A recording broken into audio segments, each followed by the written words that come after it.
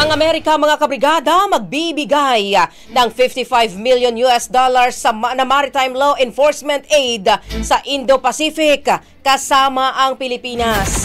Brigada Katrina Honson, ibrigada mo. Brigada Live Report. Maglalaan ng $55 million na pondo ang Amerika para sa maritime security sa Indo-Pacific, kasama makatatanggap ang Pilipinas. Ayon sa United States Embassy sa Pilipinas, ito ay bunga ng malalim na interes ng Amerika sa ekonomiya at seguridad ng rehiyon upang matiyak na mananatiling malaya, bukas, maunlad at ligtas ang Indo-Pacific. Kasama rin sa makatatanggap ng pondo ang mga bansang Vietnam, Indonesia, Malaysia, Pacific Islands at ilang bansa sa Timog Asya.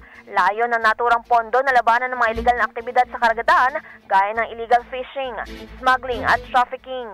Patunay ito na patuloy ang pagsuporta ng Estados Unidos sa seguridad ng rehiyon kasabay ng mga tensyong dulot ng mga iligal at agresibong hakbang ng China sa South China Sea. Maalalang simula pa noong 2017 ay mahigit $1.5 billion na ang inilang pondo ng Amerika para sa maritime security sa Indo-Pacific, kabilang ang mga programa para sa pagsasanay, operasyon sa dagat at pagpapalakas ng depensa ng mga kaalyadong bansa. In the heart of changing lives, ako si Brigada Katrina Honson ng 105.1 Brigada News sa Manila, The Musica News Authority. Ang bahaging ito ay hatid sa atin ng DriveMax Herbal Capsule. Lalaking angat, tumatagal.